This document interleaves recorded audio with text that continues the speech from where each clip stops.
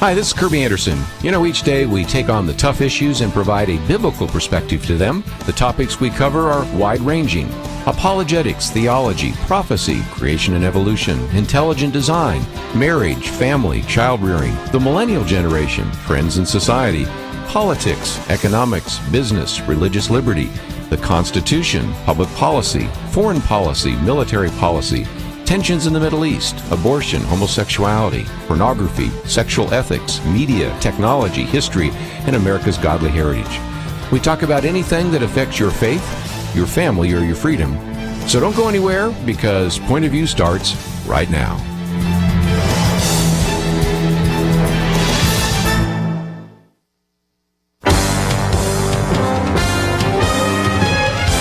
Across America, live. This is Point of View.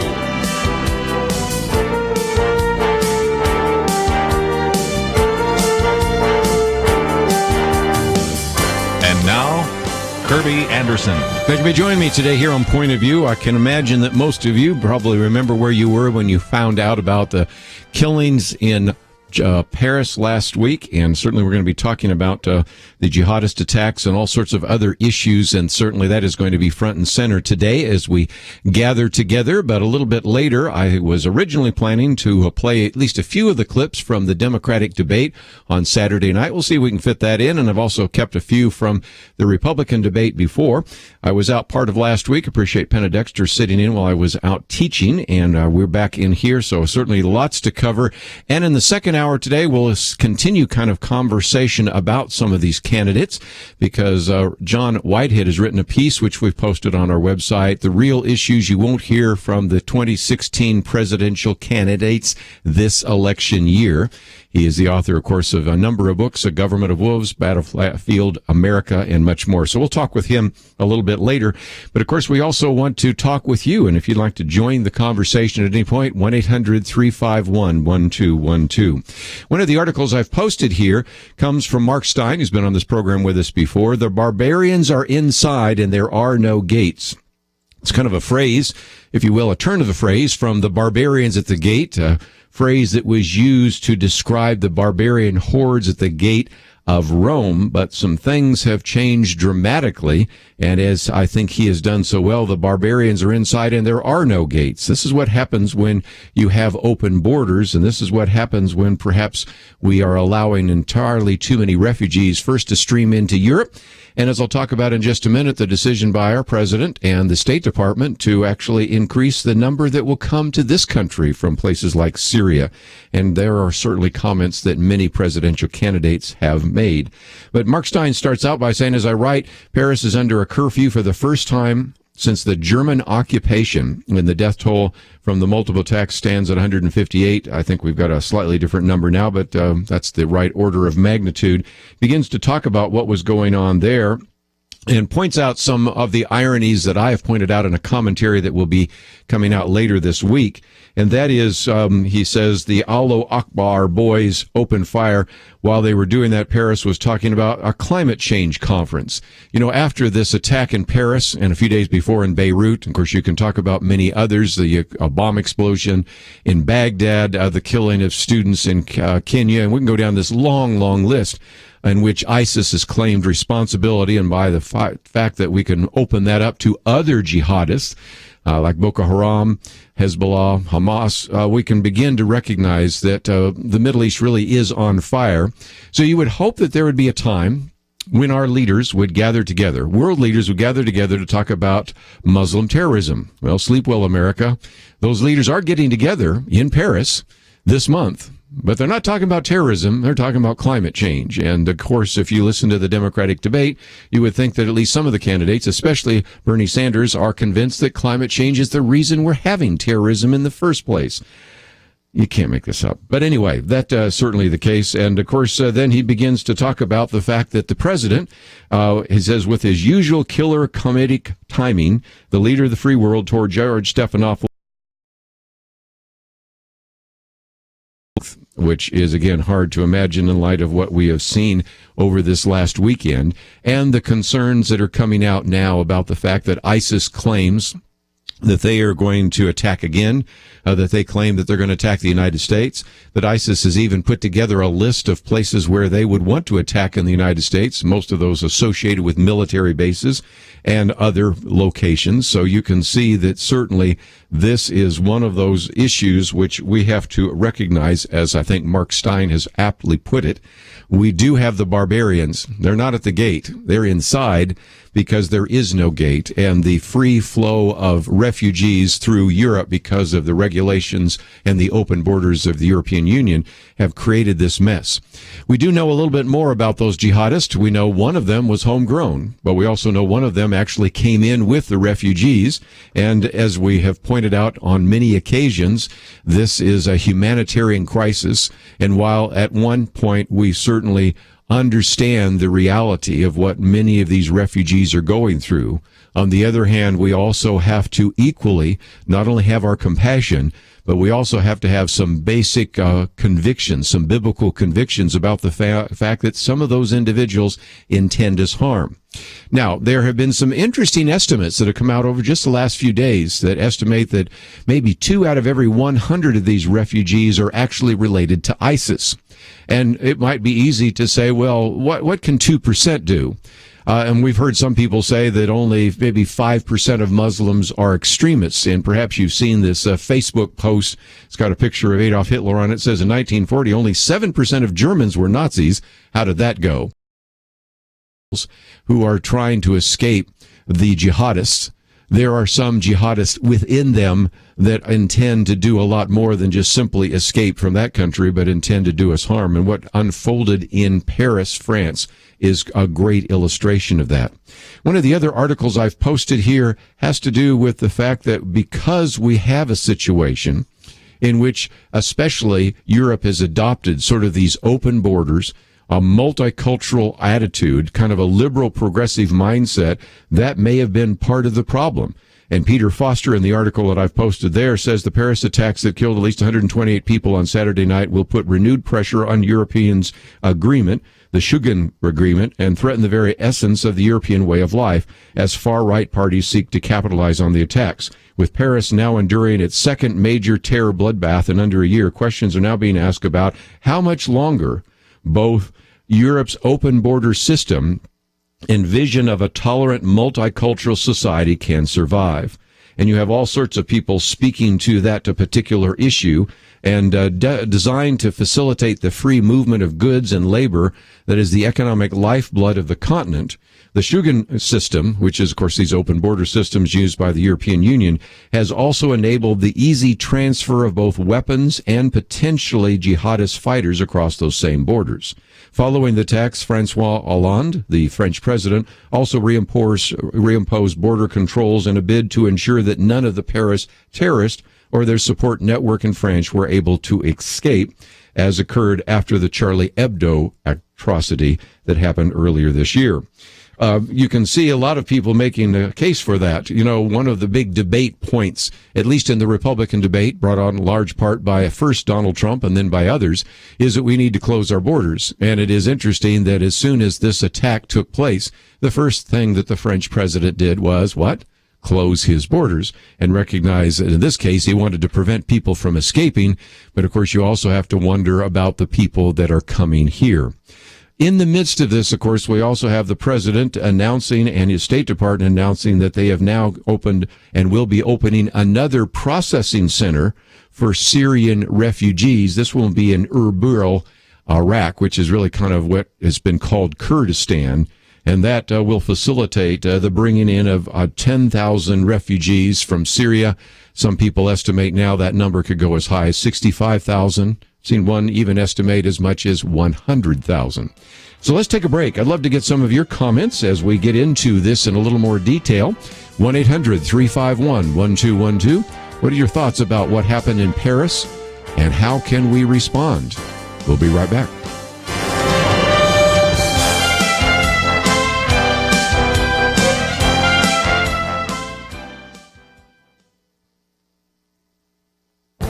This is Viewpoints with Kerby Anderson. Is the traditional family dead in America? No, Supreme Court justices and other federal judges can try to redefine marriage, but they can't change the reality of the natural family. That was certainly the conclusion of the World Congress of Families held recently in Salt Lake City. Robert Knight was on my radio program recently to talk about his Washington Times column on the family conference. First, it is important to remind everyone that God is not dead. In fact, the movie with the title God's Not Dead brought in more than $66 million at the box office, and movie guide publisher Ted Baer hosted a screening of the next film, God's Not Dead 2, and it surely will do well when it comes out. Second, it's important to remind everyone that Christians and other people who believe in traditional values aren't going to go down without a fight. One of the other speakers at the conference was Rafael Cruz. He's been on my program and is the father of Republican presidential candidate Ted Cruz. Robert Knight reported that Rafael Cruz received a standing ovation for pledging civil disobedience to the Supreme Court ruling on same-sex marriage. Third, more and more Americans are witnessing the devastation of the sexual revolution on society. One of the other speakers was Jennifer Rohrbeck Morse, author of the new book, The Sexual Revolution and Its Victims. You don't have to have a PhD in the social sciences to see the negative impact of sexual promiscuity and the wholesale redefinition of marriage. And finally, the 2015 election demonstrated a backlash against the liberal progressive agenda. Voters in cities like Houston and voters in states like Kentucky voted for traditional values and against progressive values. This may be a preview of what voters might do in November of 2016. The traditional family is not dead. We have many reasons to be encouraged by many of these social trends. I'm Kerby Anderson, and that's my point of view. Take Kerby and the Point of View team with you on the go with the Point of View app. Search for Point of View Radio at the Apple or Google Play stores.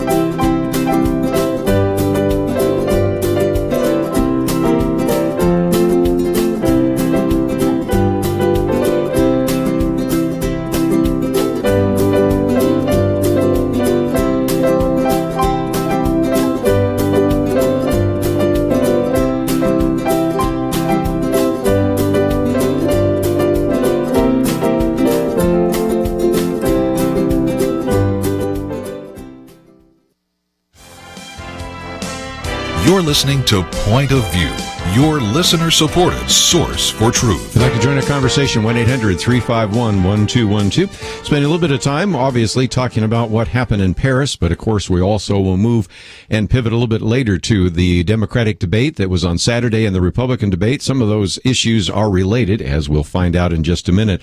Just before I take our first phone call, though, let me just again quote a little bit more from this article by Peter Foster that appeared in The Telegraph. And it says, in the last few months, Germany, Austria, Slovenia, Hungary, the Czech Republic, and Slovakia have all reintroduced some form of border controls in order to try and regulate the flow of migrants, many coming, of course, from Syria and Iraq as they flooded into Europe. Now, there are all sorts of security risks because some of those individuals, as we pointed out, are jihadists, and they have been able to get access to weapons. Now, the first thing that might come to your mind is, well, probably there are stricter gun control laws in France than almost any country we could possibly talk about. Well, it points out something very interesting. The security risks posed by open borders were highlighted both by the Charlie Hebdo attack and the train attack earlier this year, when in both cases the weapons used in France had been smuggled in from Belgium. Continental Europe is reportedly awash with automatic firearms originating from the Balkan Wars in the 1990s and the collapse of the former Soviet Union. Belgium, a country with a population of 11 million, has about 900,000 firearms in circulation. So even though there was an attempt to try to have very strict gun control, we found out that the jihadists and the other thugs didn't have any difficulty, it seems, in obtaining those kinds of weapons. And that, of course, is going to be a great challenge for France and Europe in general, but also in specifically trying to address some of these issues that have already unfolded in France. Let's take some phone calls, though. If you'd like to join the conversation today, perhaps you have thoughts about what is taking place. 1-800-351-1212. Let's go to Nevada first. And Bob, thank you for joining us today. You're welcome. What would you like to add to the conversation? Well, my comment is that say we let 65,000 of these Syrians into our country, and 20 of them get together and kill 500 Americans. Now, that's a tragedy, but since Bill Clinton signed NAFTA, we've lost 70,000 factories and 18 million jobs. So you got two issues there. Let's talk about them sequentially. First of all, is it possible that some of those individuals that would come over here would be potentially dangerous? And this is why the State Department has actually established what is called a center to actually do some clearing, and it would be a processing center. The one right now is already overloaded, so they want to develop a second one and build it in Erbil, which is sort of the capital of the province, or actually the capital of what I think should be a separate country, maybe Kurdistan, but that's neither here nor there. And this would be the processing of 10,000 refugees. Well, again, let's take the numbers, and that is they are saying people that have some kind of access to intelligence numbers, so I'll trust their numbers, that 2 out of every 100 could actually be tied into ISIS, so that's 2%. Well, you can do the 2%, and you can recognize there'd be a whole lot more than 20 if you bring in 65,000 Syrians, but even taking your number of 20, you can see very quickly that that would actually be a really great risk. And Bob, it's not surprising to me that I noticed that the governor of Alabama, Robert Bentley, has announced he's refusing Syrian refugees. Governor of Michigan, Rick Snyder, said that his state would postpone efforts until federal officials could fully review security clearances and procedures. Governor Bobby Jindal in Louisiana asked the White House how many Syrian refugees would have to be resettled in Louisiana, and also said that he wanted information in hopes that the night of horror in Paris would not be duplicated here. You have the Texas governor, Greg Abbott, and the governor of Arkansas, Asa Hutchinson, said that they would not be allowing Syrian refugees into their states.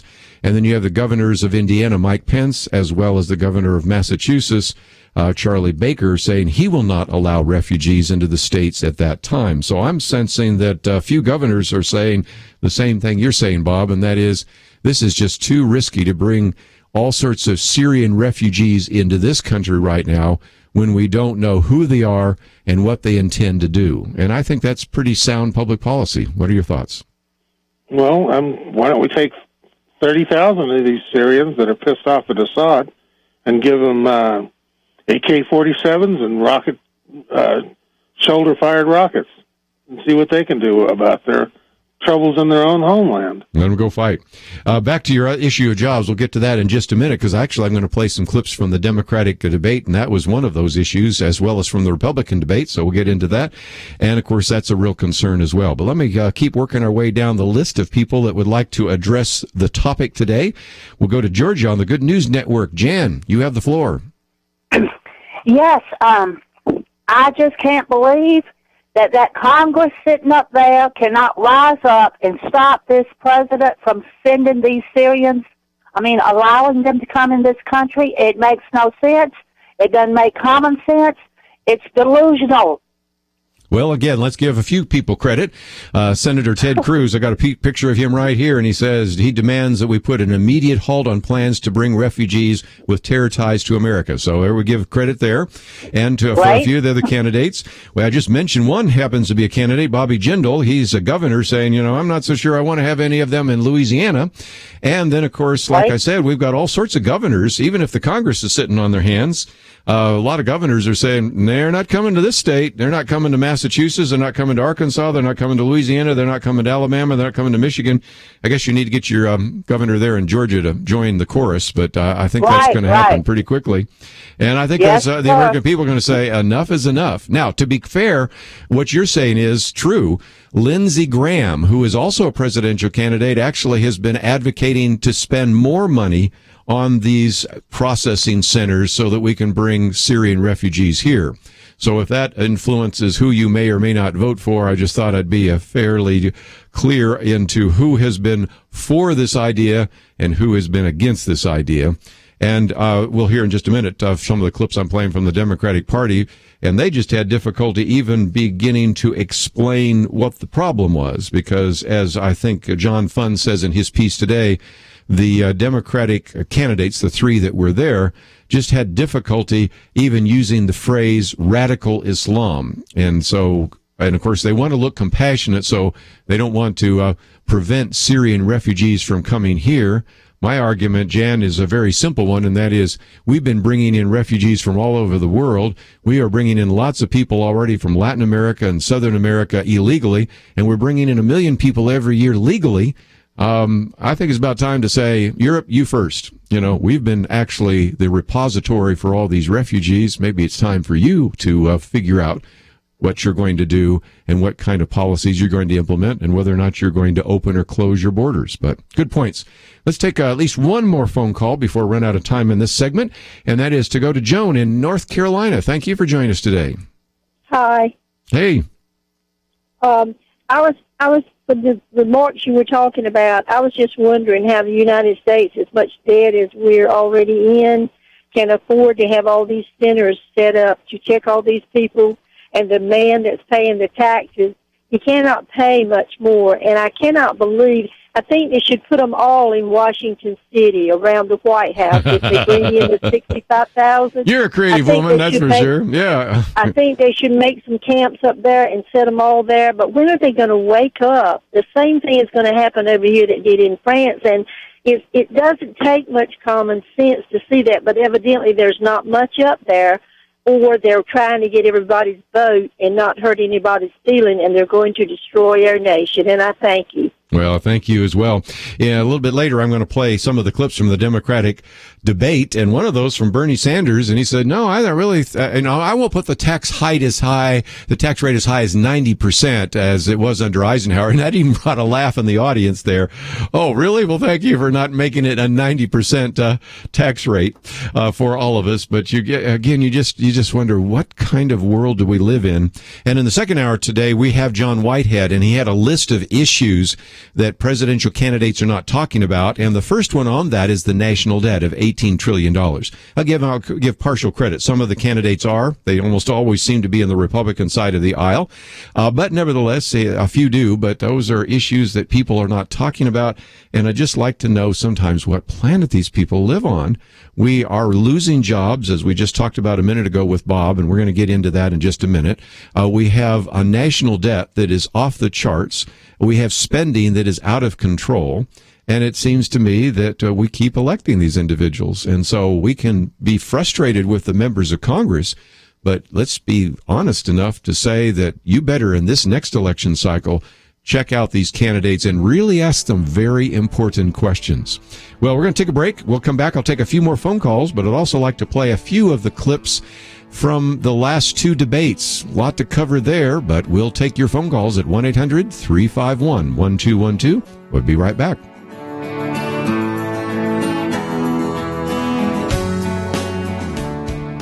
Kerby Anderson and Point of View don't have major corporate support. We need your support to continue.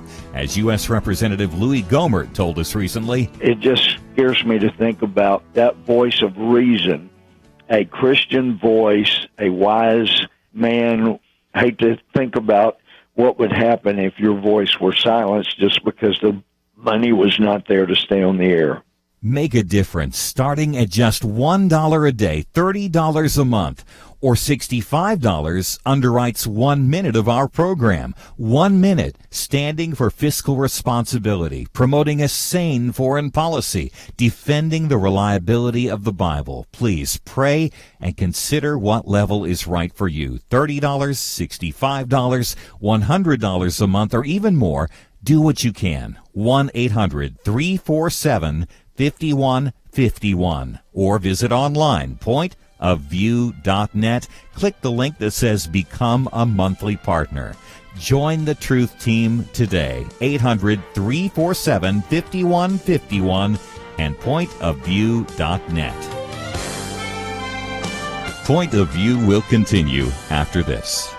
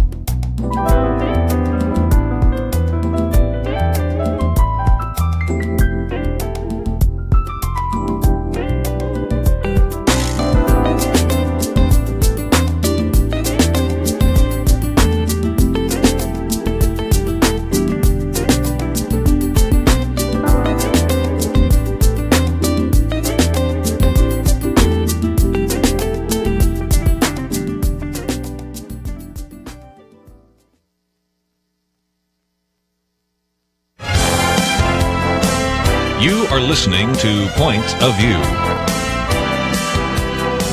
The opinions expressed on Point of View do not necessarily reflect the views of the management or staff of this station. And now, here again is Kerby Anderson. I'd like to join our conversation, 1-800-351-1212, talking about the attack in Paris, but also the ongoing decision on the part of the State Department to establish a new processing center in Erbil, Iraq, to allow 10,000 refugees to come to this country from Syria.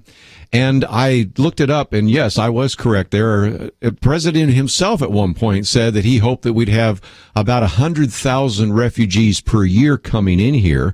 one of the questions that was just asked a minute ago was, where's Congress in all this? And I just read this in the piece by Kerry Pickett saying that the Obama administration did not tell Congress until recently that Syrian refugees were arriving, for example, in Louisiana.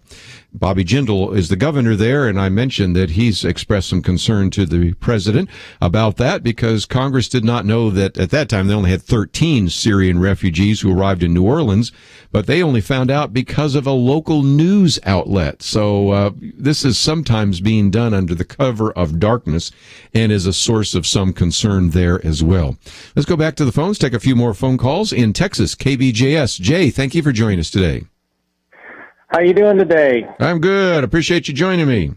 Fantastic. My comments, I guess I wanted to say is whether they're building one processing center or 100 processing centers. How are we vetting any of these Syrian refugees? It's not like you're just going to go and call up someone in Syria and say, so-and-so says they're from here. Yeah, I think it's going to be real simple. Have you ever been or are you now a member of ISIS? Nope. Okay. Welcome to America. I mean, think about this for a minute. Just think of processing 10,000 refugees. Just think this through for a minute. Okay, you've already got one processing center. Now we've got another one in Iraq. So let's just assume we have two. Let's assume that you have maybe 25 in each. You got 50 people. And some of them are administrators, so they're not actually even going to be doing the interviews. But let's just, for the interest of experiment for a minute, say that each one of those could do 2 a day. And so that's 100 a day. Well, you can start figuring out that you're going to have at least 100 days of that to even come close to processing the first 10,000. So I'm just playing with numbers for a minute.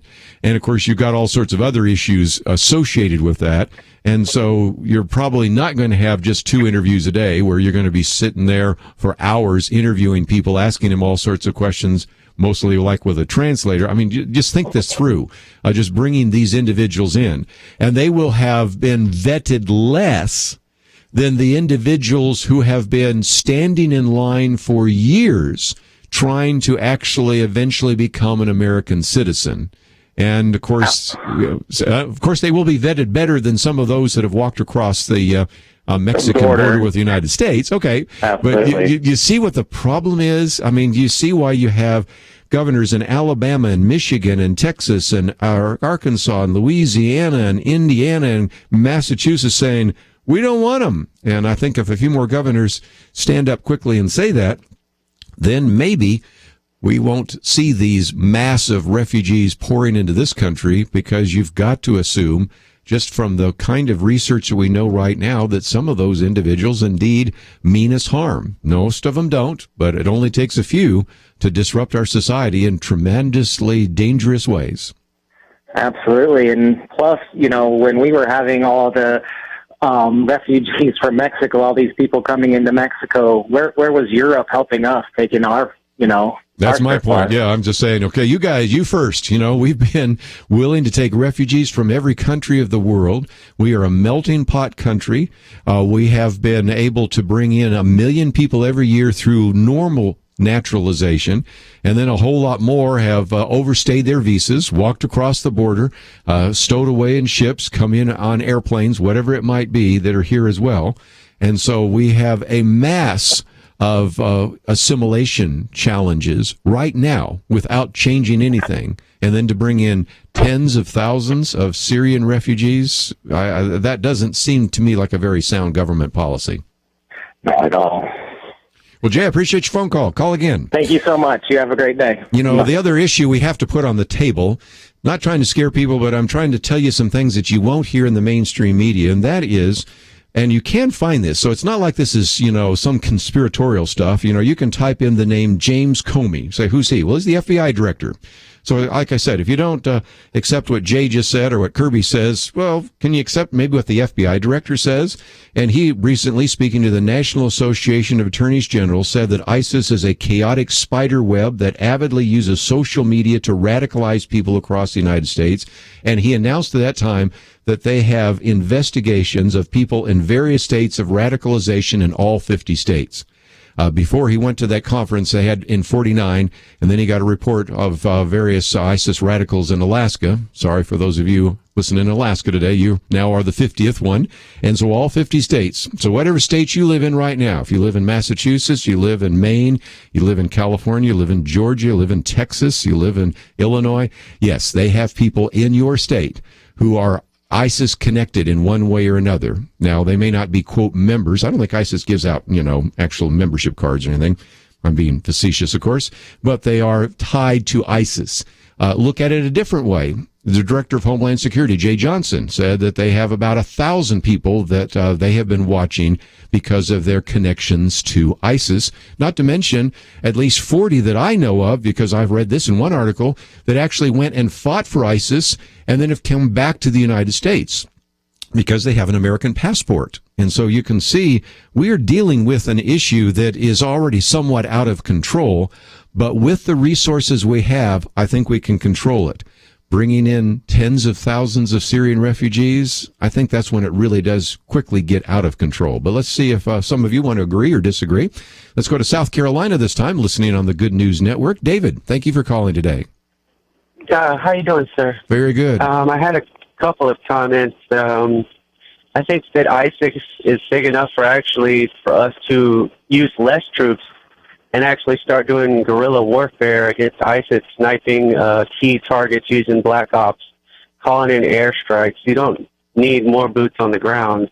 You need better boots on the ground. And letting that many Syrians into the United States is either you're stupid or you're ignorant, and either one is really not acceptable if you're in charge of we the people. I would think so. Let me agree with you on the first point and the second point. First point is there are some people that have really been arguing that strategic airstrikes, we do have air superiority over there, and bombing those places where we do know that there are ISIS headquarters and ISIS operations is very effective. Our friends, the Kurds, they're one of the few friends we have in the Middle East other than Israel, of course, through the Peshmerga, have actually able to disrupt the supply lines to Iraq, which is very important. Yeah, and so that's been significant. And I agree. I think you don't need more boots on the ground. You need smart boots on the ground, although I think the 50 that the president sent over there, as we talked the other day with Representative Louis Gohmert, their hands are tied with the rules of engagement. So I think we need to change that. I don't understand why they're following the rules of engagement if their enemy's not following the rules of engagement. It has to be a pact. Good point. If they're not doing it, why should we? I mean, we're not going to be barbarians, but I think that should untie our hands that they're actually not following the treaty signed by the UN. Good point. Well, on the second point, I agree with you. I mean, it just defies common sense to say, let's just bring in all of these tens of thousands of refugees. Let's build another processing center in Erbil. And then, as I said, you have some on the Democratic aisle, and I'd at least mention one on the Republican aisle who's a presidential candidate, Lindsey Graham, going, yeah, let's provide funding for all that. No, I got a better idea. Let's defund all of that. But again, that's just my position, and I'd love to get yours. 1-800-351-1212. Mike in Missouri, what's on your mind? Hey, boy, I tell you what, I'd probably sound like a little bit of a radical, but I mean, they would have never done this with Reagan, because when he went to bed at night, he said, I don't want to hear about this in the morning. They took care of it. I personally think that we probably ought to inform them that we're ready to, nuke them. And I've always been against that, but let's get serious here. You're not going to clean them out. Our own government is saying, well, we're sending 50 troops in there, and ISIS is probably going to say, sure, well, that's good. No matter how good our guys are, 50 guys is not going to take care of this. So all we're going to do is put our troops in harm's way, and I believe that we need to stand up and make a point, and we need to do this. And probably the only war that the American people actually ever followed was World War II. I mean, the troops went to war, but the American people, they backed them up. Yeah. I look back at my parents and grandparents, and everybody was involved. Everybody got it done. Yep, I appreciate it. I got a break to take. I don't see our president doing that. I don't see the American people going along with it. But we'll take a break and take some comments right after this.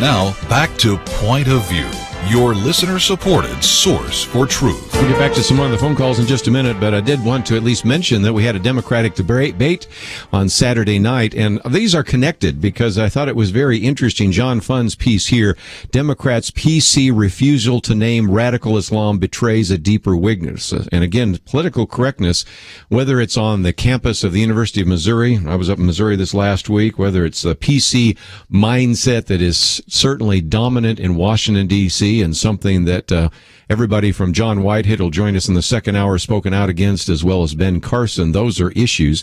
But I did mention earlier that some people say we've got $18 trillion in debt. How are we going to solve that? Well, Bernie Sanders has a suggestion, and that is raise the tax rate. We haven't come up with an exact number yet, but it will not be as high as the number under Dwight D. Eisenhower, which was 90%. But it will be. I'm not that much of a socialist compared to Eisenhower. So again, you can see Bernie Sanders is talking about raising taxes. Now, of course, we're always assured that it's only going to be on the very rich. Granted, a marginal tax rate of 90% is not going to affect a lot of us sitting around the table or listening to this. But, I mean, you can know if that one goes up, all the others go up as well. I mean, come on. You've got to live in the world of some kind of reality. Let's real quickly get a couple more, and then I'll take some of your phone calls. Hillary Clinton, one of the places where the other two candidates really were bashing her was on the issue of Wall Street. You said that the donations to Secretary Clinton are compromising. So what do you think of her answer? Not good enough.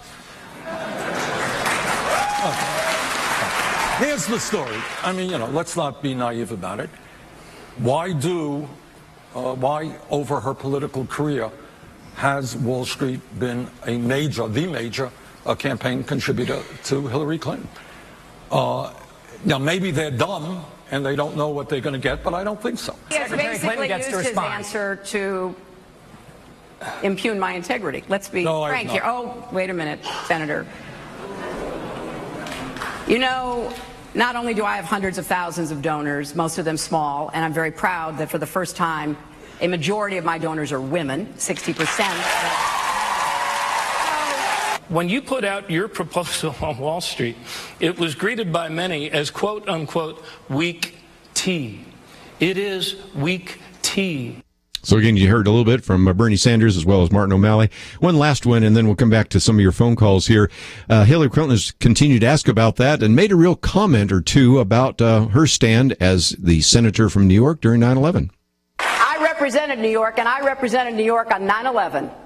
When we were attacked, where were we attacked? We were attacked in downtown Manhattan, where Wall Street is. I did spend a whole lot of time and effort helping them rebuild. That was good for New York, it was good for the economy, and it was a way to rebuke the terrorists who had attacked our country. So just a few of the comments from the Democratic debate, and because this issue of certainly the attack in Paris, as well as this desire to bring at least 10,000 Syrian refugees to America are kind of on the table. We'll stay there, and we'll try to pick up a few more in the second hour when we talk with John Whitehead. But let's, if we can, go to Brenda in Georgia on the Good News Network. What would you like to add to the conversation today? Hello, Kerby. I'm enjoying your program as usual. On the topic of, why in the world would our government accept these 10,000 Syrians that, in the light of what happened in Paris and, the fact that we can't vet them. I heard some of your callers say that, either they're ignorant or they're naive. But I believe there's a third option that nobody, I guess, wants to say. But it could be they're not ignorant or naive, but they know exactly what they're doing. And that they're and I'm talking about the president and the administration, they're on the side or in cahoots with, ISIS. I hate to say it, but everything adds up to it when you look at it. Because, these are intelligent people. They're not naive. They're not crazy. So if they're not going to use common sense about what to do to protect the American people, the only alternative I see is that they're deliberately allowing this to happen for some other agenda or some other purpose. They're tied in with the Muslim extremists, and they want to do this. That's the only conclusion I can come to. They're doing it on purpose. Well, again, it's hard to figure out motives, and I sometimes don't worry about the motives. I just worry about the actions, and I can think of a lot of very good reasons why it is not a good idea to bring all of these Syrian refugees to the United States. And I think we've stated some of those before. Europe, it's your problem. This is one time we're going to say you first. We have certainly been willing to take in refugees. We are dealing with our own set of refugees and immigrants, some here that are legal, many who are here illegally. Of the presidential campaign, because that issue of immigration to be so, and this is just going to bring it to the fore, I think. Just a minute and talk with Larry. What would you like to say? Well, back during the Confederate destroyed everything. These people, these here to convert to Christianity. They're coming over here hoping to establish their way of life. And they're going to do it at whatever means, by whatever means necessary. The only option we have, and one day hopefully, when we do look back, we're going to say, yeah, wish we'd have killed them all. Well, I don't want to kill refugees. I think a lot of these people want a better life, but I know what you're getting at. Kill the ISIS. And again, I'd like a lot of them to come to know Jesus Christ and become Christians. There are more Muslims that have become Christians in the last few decades than have become Christians in the almost 1,400 years since the establishment of Islam. This is due to evangelistic outreaches. It's due to radio and television. Some of them are having dreams. It's due to tracts and all sorts of things that have been part and parcel of that. But anyway, very good set of comments here, and we'll try to keep a few more in the second hour, but I am going to bring in the second hour John Whitehead to the conversation, and another one of the articles that we have posted here is his, The Real Issues You Won't Hear from the 2016 Presidential Candidates This Election Year. One of those we've already put on the table, and that is the national debt, but we're going to talk about a number of others that are on that table. In addition to that, we've also posted the article by Mark Stein, The Barbarians Are Inside and There Are No Gates, and then how the Paris attack has put the dagger through the heart of liberal Europe. That's a piece by Peter Foster. So all of those are available at our website, pointofview.net. This is our attempt to try to give you as much information as possible. If you find yourself saying, I would like to know a little bit more about ISIS, a while back I did an hour teaching on that. And so you can just simply go to our website, pointofview.net. On the bottom there is a search engine. You can just type in the word ISIS, ISIS. And you can find many of the interviews we've done on it, including my hour of teaching on that. Who are they? Where did they come from? How are they funded? What are their goals? And certainly, what can we and should we do to fight them? I think, first of all, we need to support our police. Isn't it interesting that we found out that the German police stopped some of these men that were heading to Paris, so fewer people were killed because they actually caught some of them on their way to Paris. Find AK-47s and bombs and all sorts of things. We should support our military. Right now, the groups being targeted by ISIS are military. And by the way, if you live near a military base, I think you should recognize the dangers there. We should pray for our president.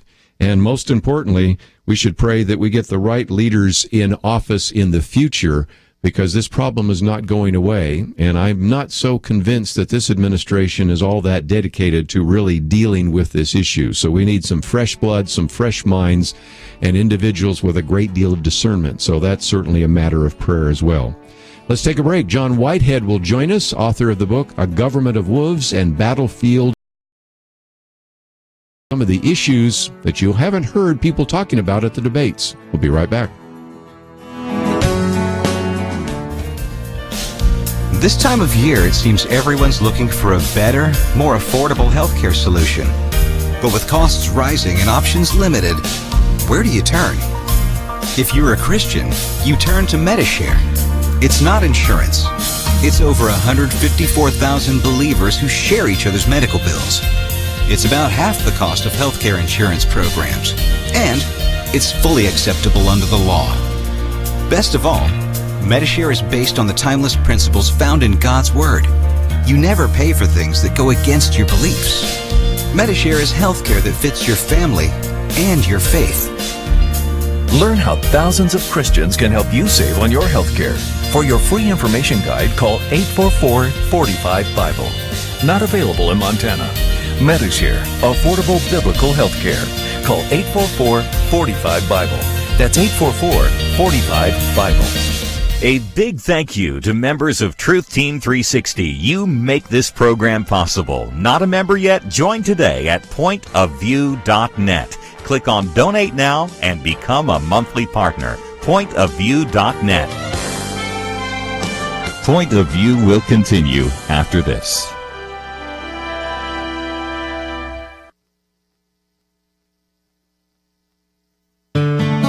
I just thank God for y'all. I listen to you every day, truly. I wanted to thank y'all for everything you do each day to inform Christian families and our community about the things we can do, and just the way you're so informative. I listen to you daily and love you guys and appreciate you so much. God bless you, Kerby, for keeping this show so on track, and for the decades of wonderful help to this nation that Point of View has been. We're all big fans of your work, and we pray that God will just prosper it. As a Christian, over the years that I've followed this program, I am constantly challenged to be on guard and to evaluate what's going on. And if for no other reason, to protect the caliber and the truth of your programming, I need to participate and to back your program financially to ensure that the truth stays out there for people to hear, to view, and to be a part of.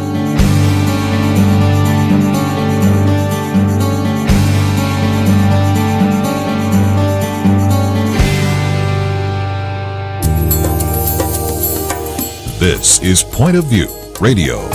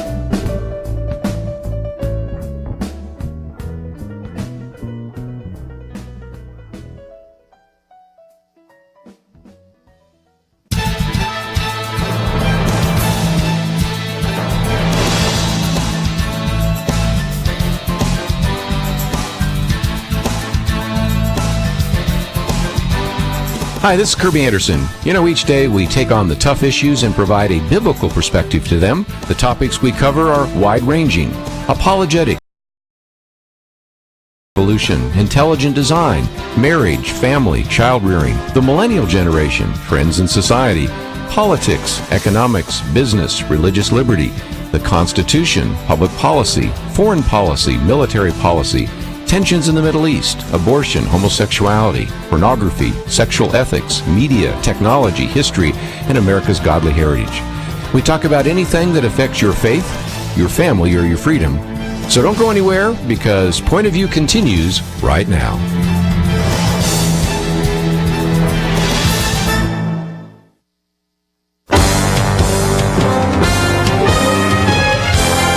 Across America, live. This is Point of View.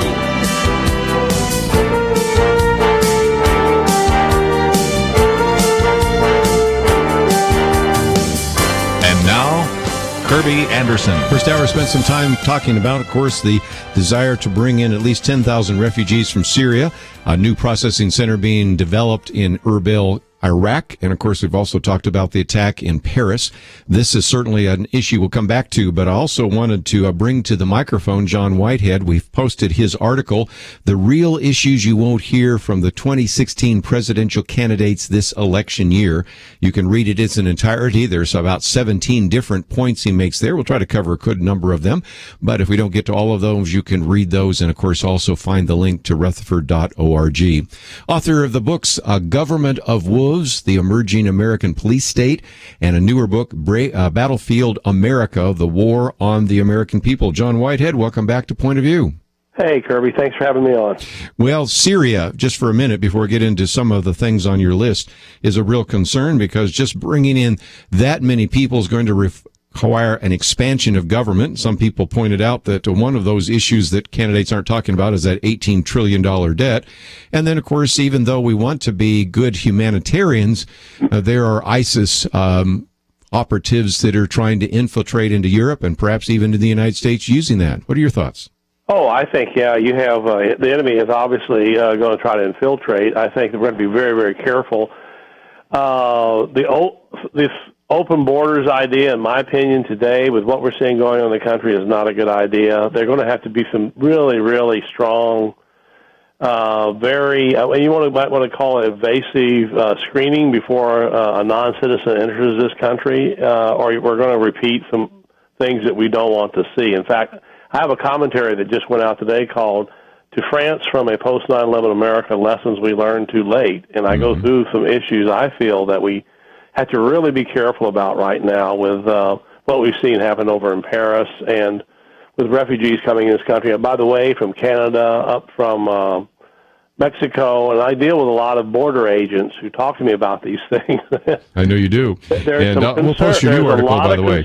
There's a lot of concern that what's going to happen is we're going to, you want to be humanitarian, but at the same time, you don't want to, these people around the world, you know, if they have an agenda, they're very good at perpetrating it, and they're good crisis actors.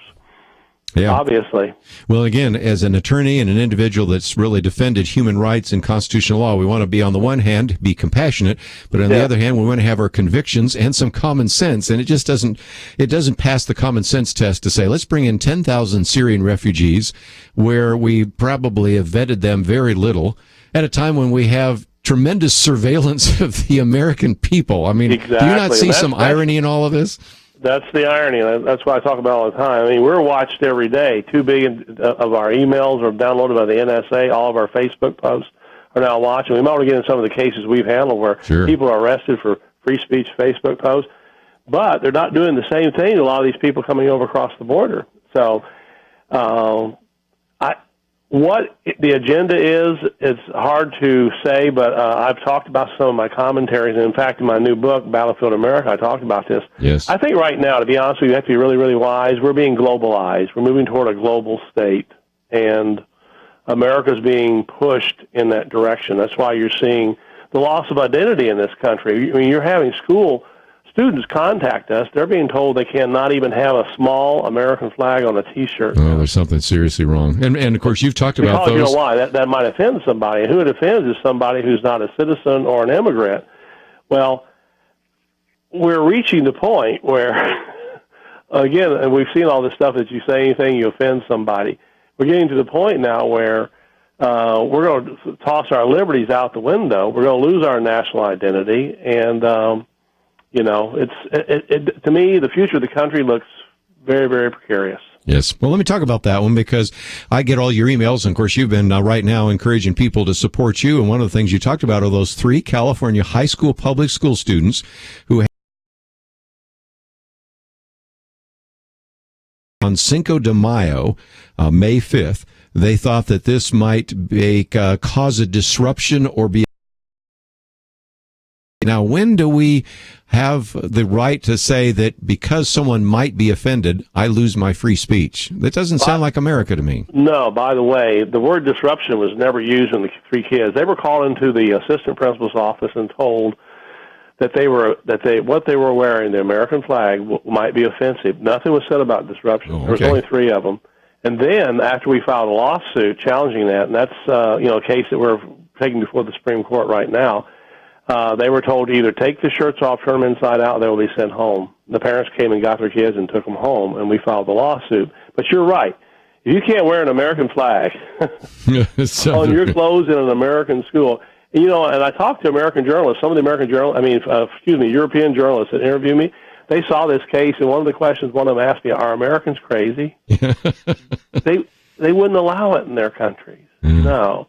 Offended by an American flag in America. They don't understand that. No. Another one I just want to pick up real quickly because this was in your letter here. Harold Hodge arrested for standing silently in front of the U.S. Supreme Court building holding a sign. Now, I've actually been in those places. I've not been holding a sign, but I can imagine in a pro-life protest or something doing that and is arrested for that. There's got to be more to the story. He had to be hitting somebody, right? Or he was carrying a gun. You can't, this couldn't possibly have happened in America, did it? Yeah, it was 2 years ago. It was snowing, January day. He was the only guy on the 20,000 foot, by the way, plaza in the Supreme Court. He wasn't standing in front of the Supreme Court. He was far to the left of it, holding a sign, protesting what he called police brutality, not saying a word. 2 policemen arrested him, told him he was violating a 6-year-old congressional law saying that you cannot portray a message on that area in front of the Supreme Court. And you said something was important.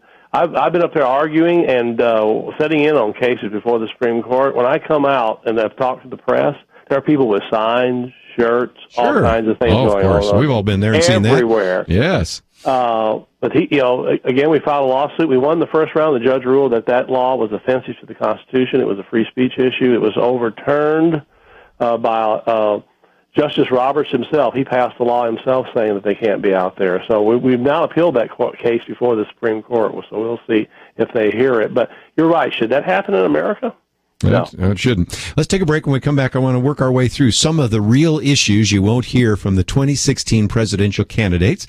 Then we'll take some more phone calls, give you a chance to join our conversation today. And of course, we've talked about Syria, but I want to get into a few others. The national debt, one or two of you brought that up, and I'll give credit. Some of the presidential candidates have mentioned it at least, but black budget spending is one we're going to talk about. Government contractors, the whole issue of education and civics knowledge. Of course, we've mentioned surveillance. We'll get back to that as well. All sorts of concerns about private property and certainly a number of others, and the kind of fiscal corruption is taking place. There are quite a number, and John Whitehead has done us a great service in his many columns, and this is one that we've posted today, and you can click on it and also find the good material there at Rutherford.org. He mentioned his column today. We'll post that, maybe even use that later in the week as we talk about some of these issues of what is happening in Paris, France. But we need to take a break. We come back, we'll continue our conversation with John Whitehead. Check out his books, too, A Government of Wolves, Battlefield America. All that coming up right after this.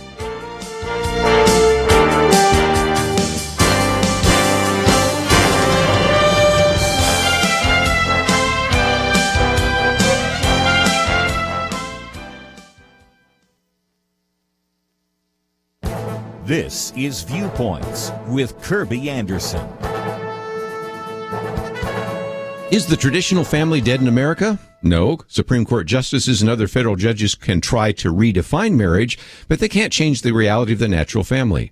That was certainly the conclusion of the World Congress of Families held recently in Salt Lake City. Robert Knight was on my radio program recently to talk about his Washington Times column on the family conference. First, it is important to remind everyone more than $66 million at the box office, and movie guide publisher Ted Baer hosted a screening of the next film, God's Not Dead 2, and it surely will do well when it comes out. Second, it's important to remind everyone that Christians and other people who believe in traditional values aren't going to go down without a fight. One of the other speakers at the conference was Rafael Cruz. He's been on my program and is the father of Republican presidential candidate Ted Cruz. Robert Knight reported that Rafael Cruz received a standing ovation for pledging civil disobedience to the Supreme Court ruling on same-sex marriage. Third, more and more Americans are witnessing the devastation of the sexual revolution on society. One of the other speakers was Jennifer Rohrbeck Morse, author of the new book, The Sexual Revolution and Its Victims. You don't have to have a PhD in the social sciences to see the negative impact of sexual promiscuity and the wholesale redefinition of marriage. And finally, the 2015 election demonstrated a backlash against the liberal progressive agenda. Voters in cities like Houston and voters in states like Kentucky voted for traditional values and against progressive values. This may be a preview of what voters might do in November of 2016. The traditional family is not dead. We have many reasons to be encouraged by many of these social trends. I'm Kerby Anderson, and that's my point of view. Take Kerby and the Point of View team with you on the go with the Point of View app. Search for Point of View Radio at the Apple or Google Play stores.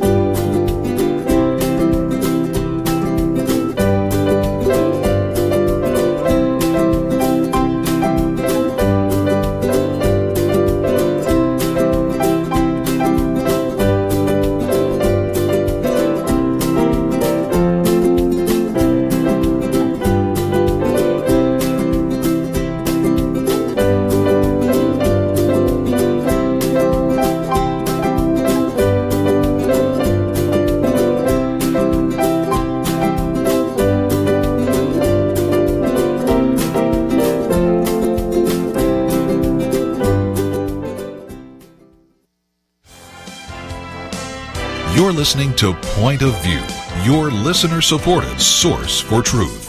John Whitehead with us today, and we're going to work our way through some of his issues that you won't hear from the 2016 presidential candidates. And then we'll open up a little bit later in this hour, probably the last half hour, kind of an open line if you want to talk about Paris or Syria, surveillance, the budget, the debt. Candidates will certainly do our best to try to interact with you on those. But let's, if we can, spend just a few minutes with John Whitehead on his list. And the first one, of course, is this national debt. I will give some partial credit. Some candidates have talked about this, but as you point out, $18 trillion in debt. But you might, for a minute, John, talk about who we owe that to, because a lot of people are unaware of how that indebtedness has affected our foreign policy and even the inability of any president or Congress to do the things that I think are in the public interest. Oh, yeah. Much of the debt's on to foreign countries like China, Saudi Arabia. China is one of the biggest debtors, and I mean, people that you owe money to, as anybody knows, they do influence how you behave. So we don't know what goes on behind closed doors, but the debt is a problem from a number of perspectives. I recently spoke at a conference of investment counselors who deal with millions and millions of dollars, and some of the best in the country. And they were warning of a national collapse, economic collapse at that time, and they were talking about martial law and all that kind of stuff at that conference. So amazing. There is a concern that because we just keep spending money, and a lot of it, by the way, is going to the United States military. We're in 1989 we had bases in 40 countries. Now we have bases in 80 countries, and if you've ever studied the history of the Roman Empire, one thing that made the Roman Empire collapse is they spread out so far and their resources so far in so many countries they couldn't sustain the debt, so they eventually collapsed. And that's what some people are calling for. But there's really no accountability. I mean, Obama, just watching how he drops $1 million here and $1 million there, putting a lot of money into that. I don't know if you saw this new Strong Cities program where they're bringing the United Nations into cities. There you go. Looking for so-called domestic extremists. Mm-hmm.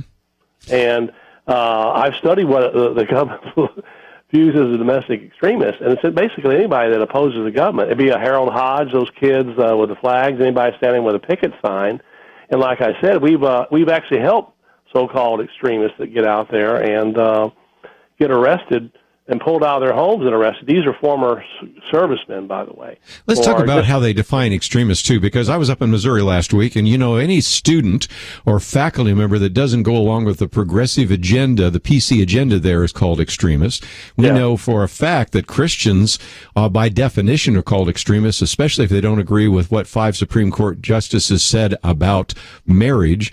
And if you really believe that our government is too intrusive, whether you're conservative liberal, because sometimes libertarians as well as conservatives think that the government is doing too much surveillance, sometimes you're called an extremist. So for our listeners here, I would say most of our listeners in one way or another could be categorized as extremists, and because there's so many laws, they could also be categorized as lawbreakers.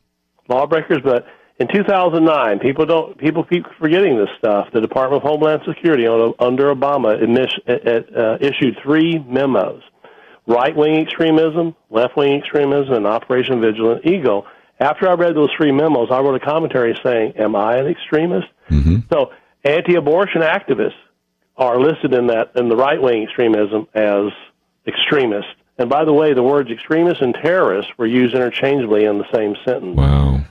Anybody basically out there saying, I don't agree with what the government's doing is considered an extremist. This is no business of the government. They should not be labeling me an extremist for free speech activity. Left-wing extremists, by the way, were animal rights groups and environmental groups. And then Operation Vigilant Eagle calls for surveillance of all returning veterans from Iraq and Afghanistan. They're watched. Every one of them is watched. And to give you a quick case that we had, and you may have heard it, the Brandon Robb case, a young Marine, 26 years old, was snatched from his home from doing anti-Obama Facebook posts by a SWAT team and FBI and Department of Homeland Security agents. His mother called me crying because nobody would help him and asked me, would I call the local police outside of Richmond, Virginia? I did. I called the local cop who ran that organization. I said, what law did he break? They handcuffed him, by the way, and took him to the police station. He said, he's committed no crime. We're concerned about his Facebook posts. He had a 5-minute examination in his jail cell by a psychiatrist, a short hearing. He was put in a mental hospital. We filed a lawsuit and got him out. If we hadn't filed that lawsuit, he'd still be there. By the way, there's 1.5 million of these. They're called civil commitments that happen each year where people are pulled out of their home and put in mental institutions. They don't get out. But that was for him. He didn't like Obama's executive orders. He said Obama should be arrested for treason. And what happened? They jerked him out of his home. So he was an extremist. I know the guy. I've known him for 2 years now. He's as normal as anybody you can imagine. He's just an activist. But like you said, anybody that is opposed to the government, anti-abortion activists, which I know many of your listeners are and I am, we're extremists. Yep. And under the National Defense Authorization Act, which Obama's re-upped every year, he's ready to re-up it again, if you're labeled an extremist, also known as a terrorist, then the military can come to your home and arrest you and put you in a military detention camp where you won't see your family or your lawyer. That's the state of affairs in America. Well, again, let's give some of those names so people at least can pray for Harold Hodge. We mentioned him. He was the one holding the sign in front of the Supreme Court. This one we just mentioned, Brandon Robb. R-A-U-B. He's a Marine, arrested for criticizing the government on Facebook. I mean, it's like you can't make some of this up. It's just unbelievable. But while you're talking about this... I didn't believe it when he called. I was yeah, like, you're convinced wow, there's got to be some other dirty laundry there, right? Something else. Yes. He hit somebody or, you know... A decorated Marine, by the way. Yes. A decorated Marine. Yes. Well, those are just a few. Risk his life diffusing mines in Afghanistan, and this is the way we paid him back. Yeah. Well, that brings us into surveillance, because first of all, we have, and you talk about black budget spending, and then we have the government spying on American phone calls and emails, but also equipping the police with all sorts of technologies. And if indeed some of us who are listeners are extremists, then they're targeting people like ourselves, aren't they? Oh, everybody's watched now. The black budget spending, there's a black budget for all the surveillance agencies is at $52.6 billion for all those agencies that watch us. 2 billion of our emails are downloaded every day. Text messages, virtually every text messages, Facebook posts, everything you're doing. If you're your cell phone, by the way, when you text, when you do Twitter, whatever you do is download. Everybody has a file now. The police have what they call stingray devices handed out by the federal government to the Department of Homeland Security that fit in their cars. They drive by your home. They download everything you're doing on your cell phone, laptop. This is the amazing thing, though. It also downloads your calls. If you're on a phone call, it records it and puts it in the machine. They're fed into fusion centers, which are located all across the United States. There are large rooms and big TV sets. They're run by the military Department of Homeland Security, and what they do is they track wherever you go. So if you say the wrong word today, I mean, I had a radio talk show host about a year ago who was making some charges against Hillary Clinton, saying she should be arrested for treason. He went home that night. Around his door was a little tag said the FBI wants a visit. They'd come to talk to him. They were actually listening to his radio program. Wow. We backed them off with a letter because they can't do that without a lawyer. And they did back off, but they do intimidation. We just had another veteran, by the way, who did similar posts. He was visited by, believe it or not, 2 NSA agents. He came into my office weeping. Another great veteran guy. He came into my office weeping. He couldn't believe his own government was threatening to arrest him for talking, his rants against Obama and the government. They didn't like it. Some of our listeners might even remember that. Some of our listeners might remember that surveillance blimp that got lost its mooring and it was crashing into things and everything. Well, that was actually a military surveillance blimp that was monitoring phone calls, wasn't it? Everything, and feed it into fusion centers. And also, they now your bigger cities are setting up what they call real-time crime centers now. They're bigger than the fusion centers. They're like huge rooms and all this information. When you go into the city, wherever you turn left, right, your phone's giving them all that information. And watch out for your TV sets. The new smart TVs actually pick up your voice in the room, record it, and that's also picked up by the NSA. Wow. We're going to take a break, and when we come back, these are just a few of the issues you won't hear from the 2016 presidential candidates, but you hear them here at Point of View. As you've heard me say many times before, no issues off the table, and that's why we're talking about some of those issues that no candidate really is addressing. Maybe a few have talked about the national debt, but some of these others are issues that you're probably hearing about for the first time here on Point of View. If you'd like to know more about John Whitehead, we have a link to his Rutherford Institute. Great resource, of course, his 2 books, A Government of Wolves, The Emerging American Police State, and Battlefield America, The War on the American People. And we have information about those books. And, of course, you can find all of that at his website as well. If you'd like to join us last half hour, kind of an open line, we'll talk about some things, but you want to talk about some things, we'll just see what we can learn together. 1-800-351-1212. John Whitehead, of course, is an attorney, an author, and columnist, and a constitutional lawyer, an individual that has been working in this area for many years, and we value his input and perspective, but we'd love to hear your perspective as well. 1-800-351-1212. You can find all the information about him and this list of issues on our website, pointofview.net. Kerby Anderson and Point of View don't have major corporate support. We need your support to continue. As U.S. Representative Louis Gohmert told us recently, it just scares me to think about that voice of reason, a Christian voice, a wise man. I hate to think about what would happen if your voice were silenced just because the money was not there to stay on the air. Make a difference starting at just $1 a day, $30 a month, or $65 underwrites 1 minute of our program. 1 minute standing for fiscal responsibility, promoting a sane foreign policy, defending the reliability of the Bible. Please pray and consider what level is right for you. $30, $65, $100 a month, or even more.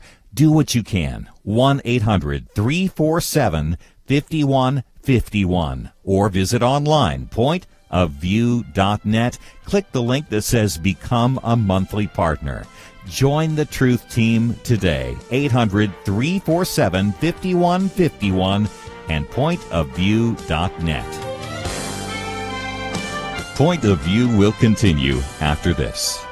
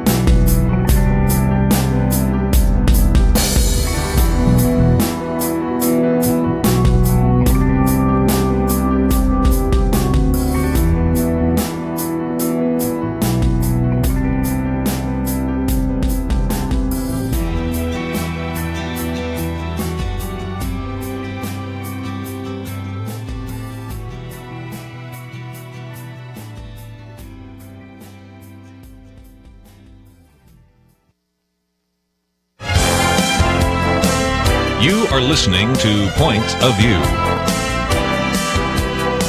The opinions expressed on Point of View do not necessarily reflect the views of the management or staff of this station. And now, here again is Kerby Anderson. Final half hour, if you'd like to join us, 1-800-351-1212. John Whitehead still with us, and we'll take your phone calls. Let's head out to Texas.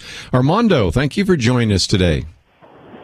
Well, thank you for having me. I just wanted to chime in on what it's very disappointing that we are allowing people to get offended and wearing the American flag. Now, I'll tell you, I was, I guess, born in Mexico, so I am a legal resident now, but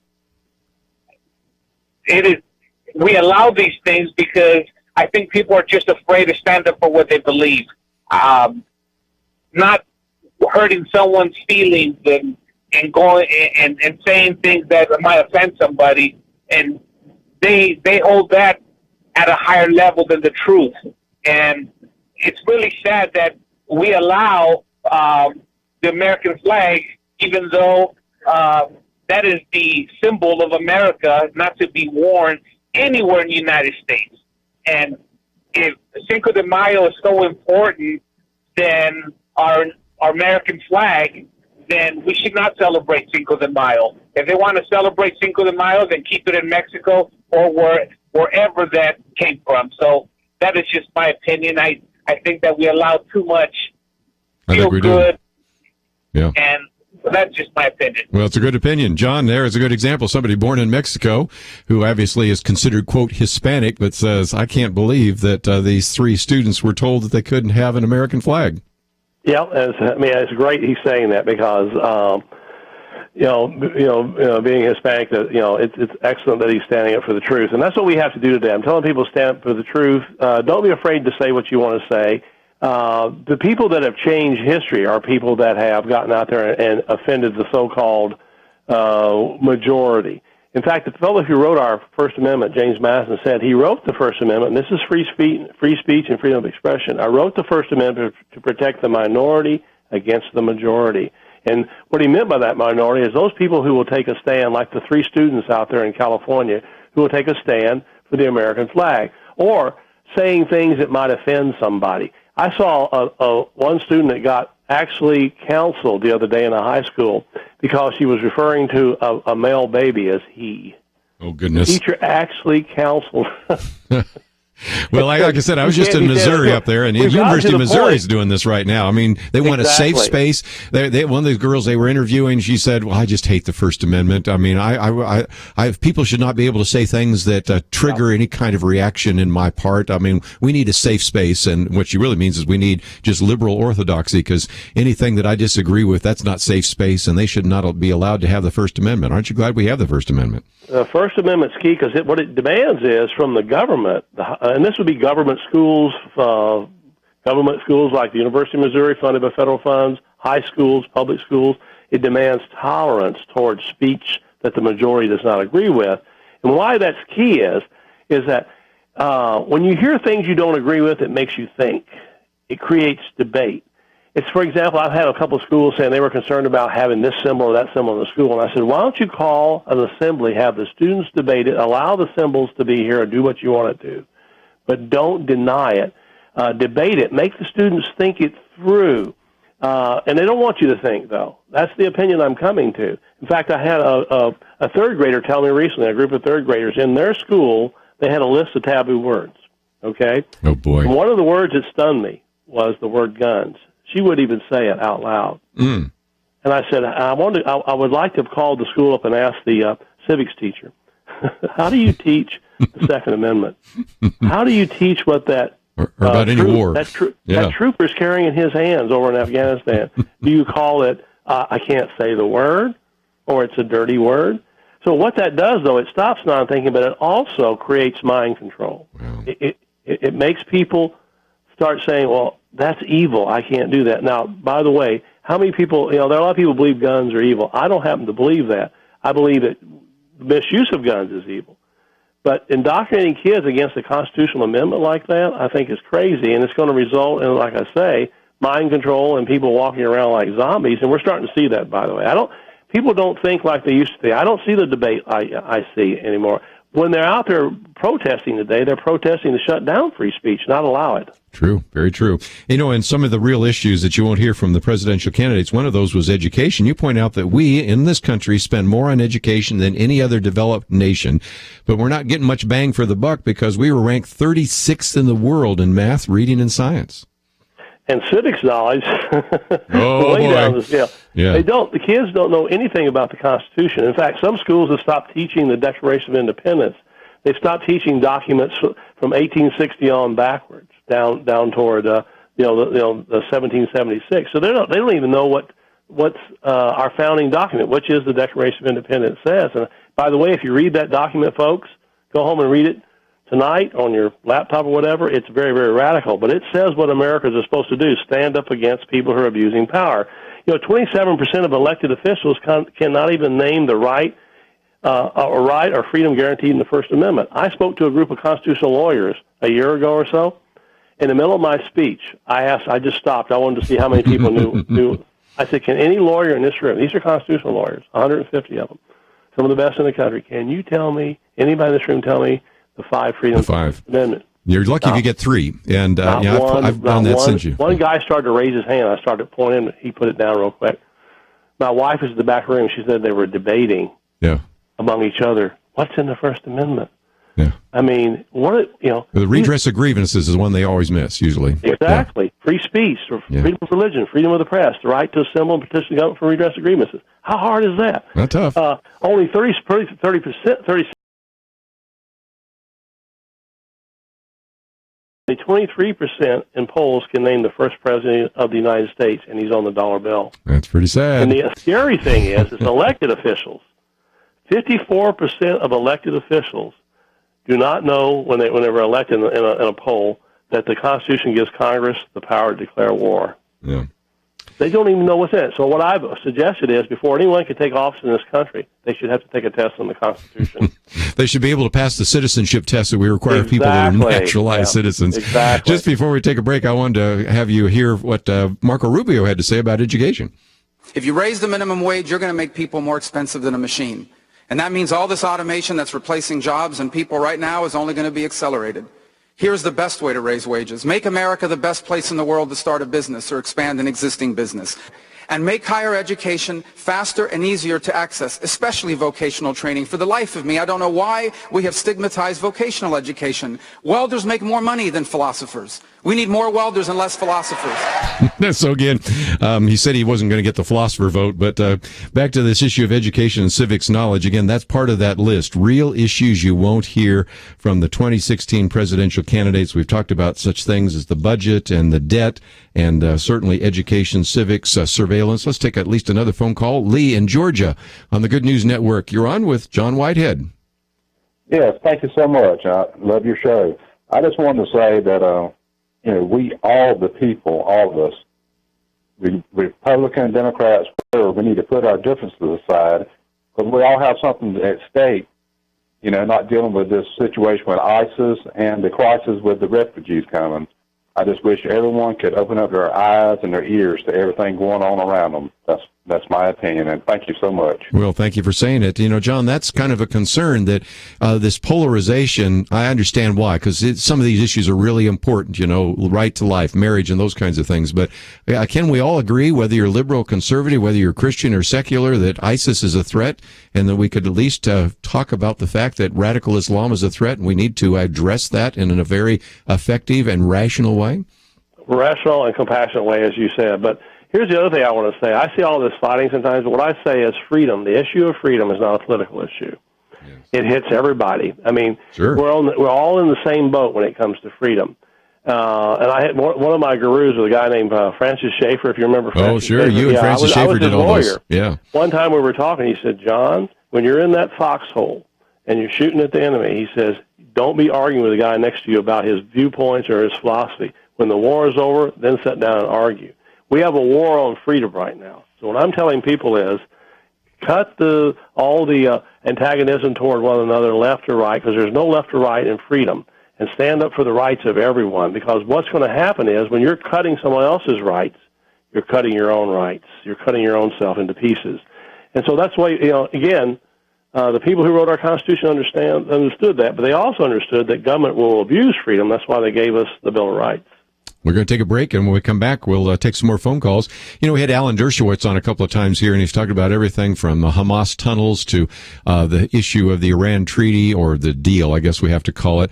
And, there's a good example of where, on most every issue, I think, at least I would disagree with him, and you probably would as well, but on these issues of freedom, the issues of fighting terrorism, those are certainly important issues where we can come together and link arms. But let's take a break, then we'll take some more phone calls. And if you, again, just joined us, we're talking with John Whitehead. If you're not familiar, his books are called A Government of Woes and Battlefield America. We'll come back with more right after this.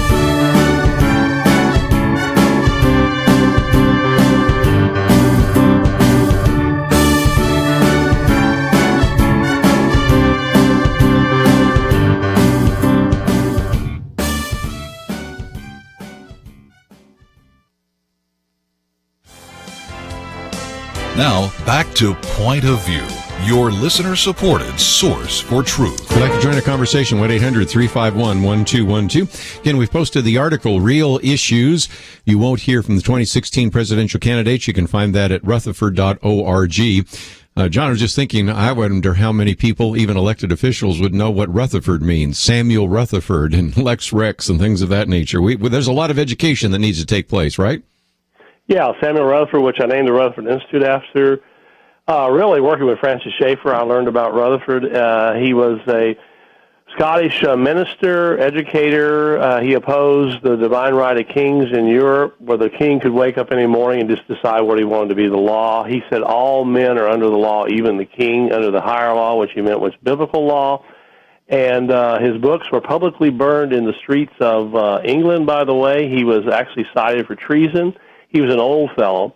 He died before he could actually go to trial. He might have been executed, but it was an amazing thing on his deathbed. The last thing he said, he looked at me and he says, "I go today where no king can go." And he passed out and died. I loved his feistiness. And by the way, they found his books in a lot of the European leaders that the Founding Fathers actually read. So he had a big influence, even in this country. Well, certainly. Presbyterians especially. Again, like we said, some of the lack of civic knowledge, and again, only 23% could name the first president of the United States. We're in bad shape. So let's take one or two more calls. Whitehead. Yes, Mr. Whitehead, I'd like to ask you how important do you think it is for us to get our language right? How important is it to use terminology that is really accurate in trying to formulate our arguments and our discussion in the public square? For instance, the most common thing that comes to my mind is the term gay, which was initiated by the homosexual movement back in, the 60s. And it has become so predominant that now using the term homosexual makes even Christians blush, where they'll say gay at any time.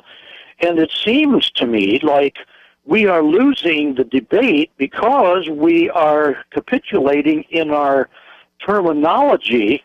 And when I took debate back years ago, if you didn't use the right terminology in the debate and try to control the terminology, you were going to lose the debate. So what is your perspective on it? Well, yeah, terminology is very important, but what's happening is, and I see it happening in the school system. I saw it with the term, the gay term. I saw that coming out of the schools where the kids were basically the public schools where they're being taught that. Now they're being taught that you can't say he or she.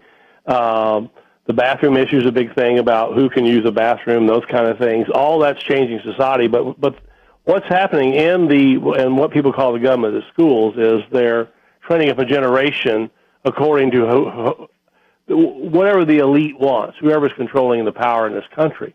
And basically what I see is that there was a Princeton study in 2014 where a group of professors studied 2 decades of policies passed in Washington, D.C., and they came to the conclusion that, and they said this, we live in an oligarchy run by a moneyed elite that controls everything from language we use to our politics to our policies, and the American citizen virtually has no influence about what's happening. So what I say to people is, if you want a different perspective, you're going to have to change the educational system, because that's where the future generations, Lincoln said, what kids are taught in one, Abraham Lincoln, what kids are taught in one generation, they practice in the next. So that's what you're seeing. So if you want that to change, you can go down to your public schools and hopefully change some of it, but you can either homeschool or private schools, Christian schools, and change that. Otherwise, no. The way they're turning out a generation of kids, what I say, the future is everything George Orwell talked about in his book, 1984, where language is going to change. History is altered now, by the way, to fit what the people in power want. That's just the lay of the land. The only way you're going to change that is change the educational system, and I don't see that happening right now. I mean, we talked about the civics knowledge issue. Civics knowledge? Kids don't even know who George Washington is. Pretty bad. Is that a reason? Listen, most of the kids can't even tell you the first three words in the Constitution. I know. I hope your listeners know. We the people? Come on. You know why? We the people, that means we're the government. Obama's not the government. We, the people, are the government. He represents us. People keep calling it the government. No, folks. We're the government. But we've been indoctrinated in the educational system to believe that they're the government. You talked about education, so let me give one of our callers want to talk about education. Russell in North Carolina, I think you're singing our song, so go ahead. Yes, sir. I want to make the point that I have 11 children. They've all been homeschooled. They range from 30 to 8, and they know what's going on. They know about Islam. They know about all the political systems, that's going on in our country, and they have no threat of homosexuality in their life. They've been educated on it, and I think the public schools have become an indoctrination institution, and that every Christian in this country, if they really want to save their child's life, they should take them out of public school. And I just would recommend that. Knowing I'm 57 now, knowing what I know and seeing what I've seen with my own children, and seeing some of my fellow citizens around me that put their children in public school and how they turned out, indoctrinational institution that does not promote Christianity is destroying our nation. Well, I'm sure, John, you'd agree with that. And I remember a time when you used to have to defend homeschool families. That's not happening anymore because at least they have that ability to educate their kids. I won the first homeschooling case in 1979 in Michigan. Yeah, the Peter Ruth Noble case. Yeah, so I saw that developing. The government fought it. But it's today, and that if you look at my book, like Battlefield America, I have illustrations in it and stuff. What I'm aiming at is a younger market. I'm hoping to hit those young people. The thing I'm seeing is a lot of young people are starting to see some of the issues. But the problem is they move through life, they get busy, they get distracted, they get on their screen devices. The average child watches screen devices up to 10 hours a day now, according to certain studies. They're always watching something. They're not acting. They're not thinking. And how to get kids to think, I think the gentleman just called, that's the way to do it. Yeah. And listen, you can teach them. If your kid's in a public school right now, get a copy of the Bill of Rights. We give them out free on our website. Listen, get a copy and teach your kid at home. I was on a radio interview not too long ago, and a guy called and says, hey, I got your Bill of Rights. I'm teaching my kids the Bill of Rights at home, and they know them.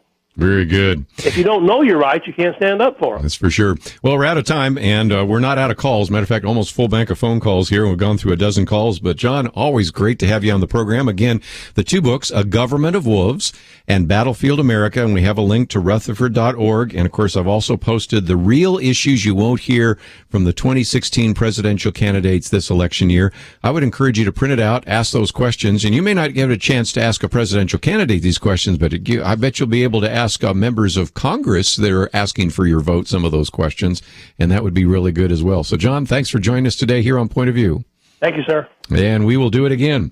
Let me just mention, the rest of the week we've got all sorts of guests. We've got Skip Heisek, and we've never had him on the program before, but I think you'll enjoy that. David Kapelian, of course, he wrote the book Marketing of Evil, has a new book out, The Snapping of American Mind. And boy, that fits to what has been happening at University of Missouri, at Yale, a number of other places. Peggy Noonan will be with us this week. She writes for the Wall Street Journal. Looking forward to that interview. David Limbaugh, he'll also be with us. Doesn't Tim's brother do a talk show? I think so. David Limbaugh will be. I'm having fun, of course.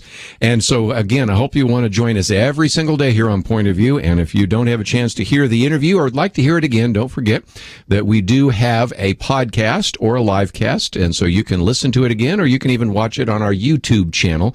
So please do so. And so go to the website today. You're going to find some of those articles we've posted on The Barbarians Are Inside and There's No Gate, as well as issues you won't hear from the candidates. I want to thank Andrew, Catherine, and Chris for the help behind the scenes. Join us tomorrow as we talk with Skip Heisek and David Kapelian. We'll see you then.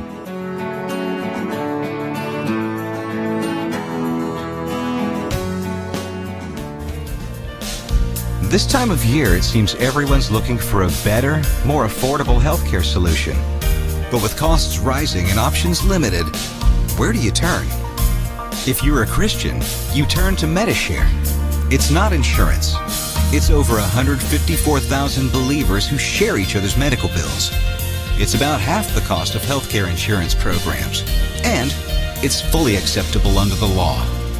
Best of all, Medishare is based on the timeless principles found in God's Word. You never pay for things that go against your beliefs. Medishare is healthcare that fits your family and your faith. Learn how thousands of Christians can help you save on your health care. For your free information guide, call 844-45-BIBLE. Not available in Montana. Medishare, affordable biblical health care. Call 844-45-BIBLE. That's 844-45-BIBLE.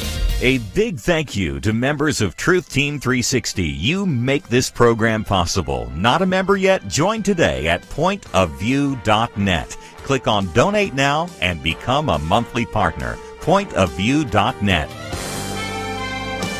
Point of View is produced by Point of View Ministries.